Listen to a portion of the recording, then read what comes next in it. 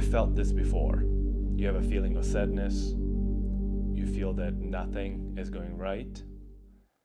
You may feel that you're not doing the right job. Your manager at work is too controlling. They're micromanaging you. You feel that you're doing weird hours, you're working nights, you're working extra hours, extra shifts, and all of the work that you're putting in is not reflecting into the abundance and prosperity that you have asked the universe. You look at your finances, you're in debt. You have a lot of things that you would like to accomplish, but dreams require money. Every one of us, at some point during our lifespan, has felt like this. And one thing I notice is that through struggle, you actually end up making progress. So from a situation like that, if you're a person who likes to be active and proactive, you may find a compromise where you work in better hours, maybe put together a financial plan where you're paying off debt. After that, you reach a plateau. During the plateau, what we do as humans is become comfortable. And what I'm telling you today is that comfort is absolutely your enemy. If you're a man, particularly, comfort is your enemy. And I'm going to explore that topic of masculinity versus comfort from a spiritual perspective. If you've watched this far, this situation probably resonates with you. Before we get into the nitty-gritty of how to deal with comfort, I would like to share a message. I hear that a lot of you are not subscribed. Therefore, I would appreciate if you subscribed, and any form of engagement, liking, comment, share your situation, not only helps me grow my channel, it helps everybody to grow. So make sure you click subscribe, like, comment, and share with your friends. So if you watched this far, this situation resonates with you, and perhaps the reason why you're still here is because you want to make a change. Comfort is an absolutely natural thing. In an animal world, we always tend to follow the easiest path. So if we look how animals behave in the wild, we always find them to find shortcuts in order for them to get the prey they need or the comfort they need. So they're constantly chasing comfort. As humans, we're not different. We always choose the path of least resistance. Every time there is trouble, whether this is at work or within your finances or within your education or within your family dynamics, your partnership, your relationship, your friendship, every time things get really hard, most of us tend to quit. That's the reason why you don't have the finances you want. That's the reason why you don't have the job you want. That's the reason why your relationship is suffering. Because every time things get really hard, you're actually taking the path of least resistance. This is an extremely natural thing. Our brain works the same way a river works. So if you're looking at water flowing from a mountain downstream into the valley, that water will always take the path of least resistance. So every crevice that the water can occupy in order to descend and follow gravity, water will follow that path. Your behaviors, your actions, your thoughts, your emotions follow the same path. So if a situation is difficult and another one is really easy, you're always going to go for the easy one. And this is also your enemy from a spiritual perspective, but I'm going to get there. Why is this a problem? You may work towards a job that will make you feel satisfied from a perspective of you're doing something that you're proud of. You're working towards a goal, you're making a change in society, but a lot of those activities may require hard work. And then there is another occupation where you may make money more easily. Perhaps you don't have the title you need. You're not really making a huge change in society, but that brings easy money. And I've done that. The reason why I'm talking to you about comfort is because that's something that I had to deal with personally.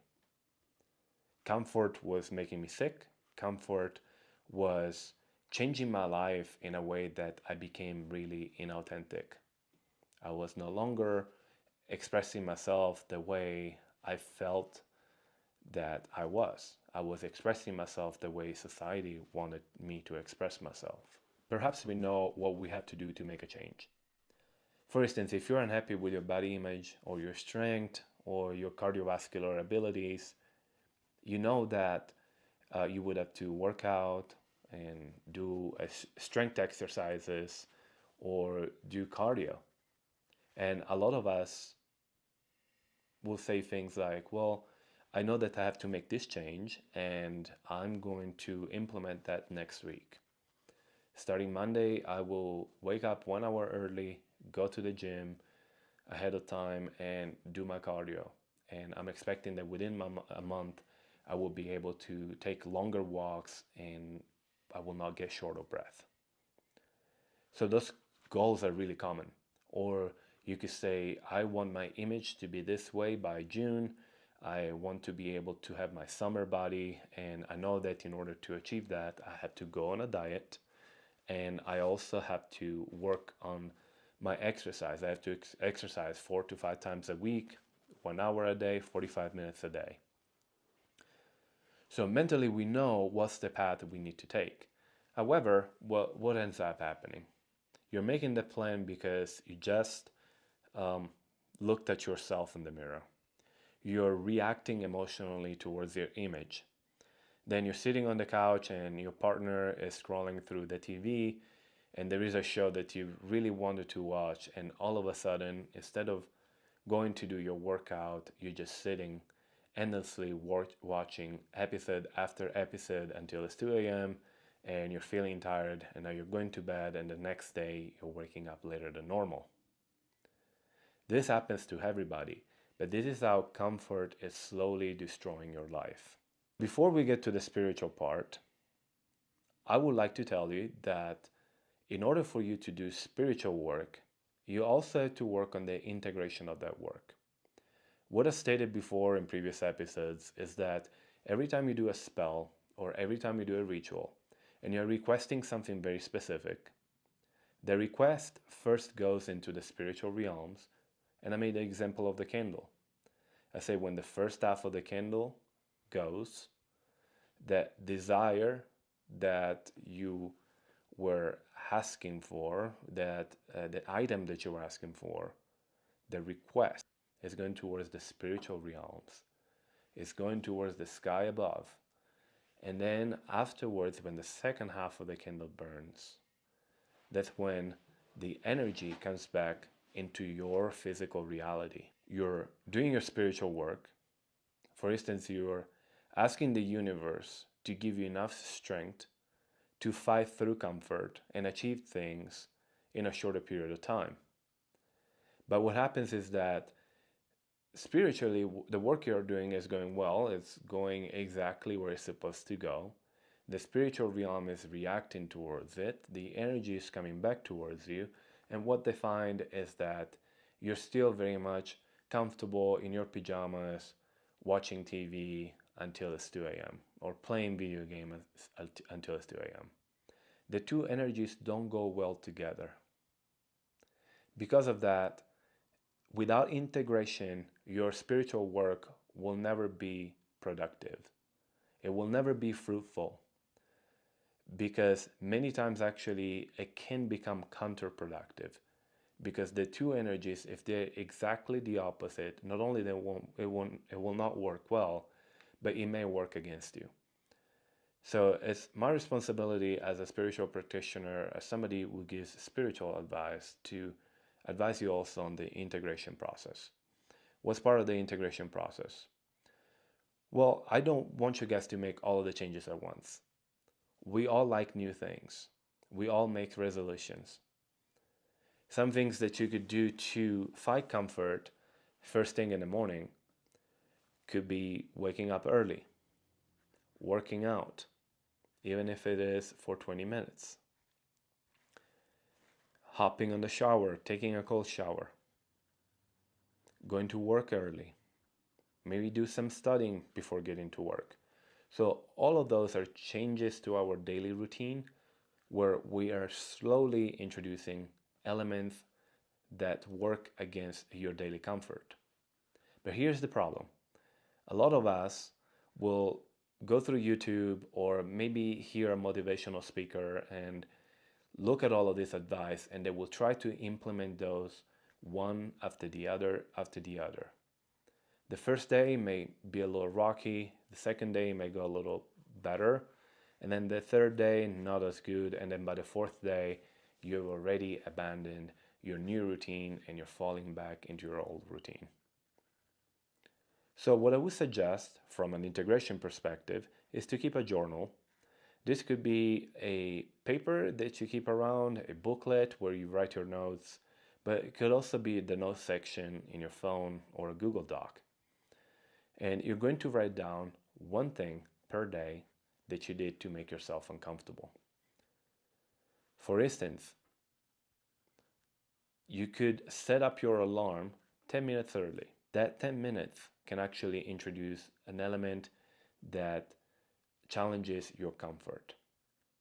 Now here's the problem. If you're setting the alarm 10 minutes early and then you set 5 more alarms, you're actually entering a process where you're trying to rest and your body essentially keeps resetting, and actually that will make you tired over time. That will be counterproductive. So if you set the alarm 10 minutes early, make sure that that's really far away from you so that you can actually physically get on your feet, turn off the alarm. By the time you do that, you should be pretty awake. Maybe drink a glass of water. Don't drink coffee right away. Maybe do a couple jumping jacks. So all of those things, even though it's in a 10-minute span, it can actually help you achieve a better day, a better week. And then after 21 days, that's when we create new habits. They can actually be integrated enough that now you can add another thing like a cold shower. You can wash with warm water, and then all of a sudden you can turn the cold water. That shocks your body, that wakes up your body, but introducing that early in the morning actually gives you energy long term. So it can fight a lot of the lack of mental clarity that you may have throughout the day or low energy that you may have throughout the day. So all of that implementation is great. I would suggest that you take note and start considering making those changes. Now, if you really want to get to it from a spiritual perspective, this is why comfort is really a bad thing, particularly for males. So if you read a lot of the spiritual texts that we have, the Sefer HaZohar, where we get a lot of the Kabbalistic knowledge, but any spiritual text always focuses on this dichotomy between male and female. And generally speaking, the female element is the receiving element, is the passive element. So if you're, for instance, working with abundance, prosperity, you're working on receiving some kind of spiritual gift, you need to tap into your feminine energy, because that actually acts as a conduit where the energy can come and transform you from inside. So in that case, you're the receiving energy. But most of the time, we are in our active and action and decision making. Masculine energy from a spiritual perspective is more active. Now, if you're thinking about the idea of comfort, when you get yourself comfortable, you're getting yourself into a position where you're open to receiving more. So practices where you're meditating and you're just observing, you're not interacting with your meditation, those may be a little bit easier. However, there is a point after you received, after you got uncomfortable, where you have to take those gifts and put them into action. And in order to achieve that, you need to step into your masculine energy. All of the masculine archetypes, whether it's the Fool, the Emperor, the Pope, the Magician, any masculine figure that you see throughout any of the cards, they always reflect an element that is active, some action, or decision making or a position that you have essentially put yourself into. So many times as males, we're invited to invite those archetypes into our lives. And first you have more of a recipient energy because you're inviting the archetype in. So let's say you're working as a leader, you want to invite the emperor archetype. If you're fighting some situation where there's struggle, you may want to invite the warrior archetype. But then at some point you want to put that into action. From a meditative perspective, you can always utilize a white candle. It helps you with focusing your energy. And then after you do that, you may perhaps go to a mirror and you can say, I find the strength to challenge my own comfort and make decisions that will improve my financial situation or will improve my relationship or my job. You can essentially tailor the message in a way that you can repeat it several times as a mantra. And remember, if you're doing it as a meditative practice, you always want to center yourself. You will always want to focus on your breathing. And every time you're breathing in, pretend that you have roots coming out of your feet, going into the ground. And then when you're breathing out, you're absorbing Mother Earth's energy. And you're utilizing that energy to work with your purpose. Then you can repeat your mantra 3 times when you're feeling really relaxed and really focused. And this is something that you could do daily. For instance, if you're working on a task like studying for a test, and you know you have to take this test a month from now, and you're really struggling with finding the time and energy to do that, a meditative practice could be really helpful. If you want to put this like a spell, then you can utilize a candle, and you can utilize male archetypes. You can include tarot. Particularly, I would suggest the Emperor and the Pope, depending on what you're doing, whether it's more spiritual or if it is more physical. And then you can state your purpose, light a candle, and then let the spell work on its own. Remember, you have to have the candle burn to its totality. Let me know how you decided to proceed with your spiritual work and your integration. Make sure that you write in the comment. I invite conversation as long as it is respectful. Thank you, and I hope this is helpful for you.